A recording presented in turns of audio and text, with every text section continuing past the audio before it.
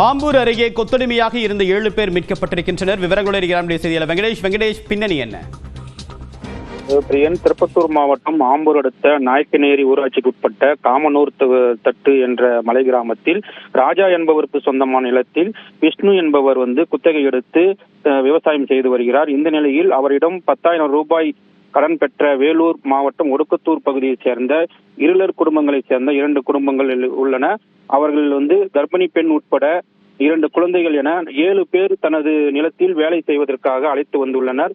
இது தொடர்பாக மாவட்ட ஆட்சியரிடம் புகார் சென்றுள்ளது. இதன் அடிப்படையில் தற்பொழுது வாணியம்பாடி வருவாய் கோட்டாட்சியர் அஜிதா பேகம் காமனூர் மலை கிராமத்திற்கு சென்று அங்கு விசாரணை மேற்கொண்டு இதில் 2 குடும்பங்களை சேர்ந்த 2 குழந்தைகள் உட்பட 7 பேரை தற்பொழுது கொத்தமடிகளாக மீட்டு வந்துள்ளனர். இது தொடர்பாக வருவாய் கோட்டாட்சியர் தற்பொழுது விசாரணையானது மேற்கொண்டு வருகிறார்கள். தேவப்பிரியன், விரிவான தகவலுக்கு நன்றி வெங்கடேஷ்.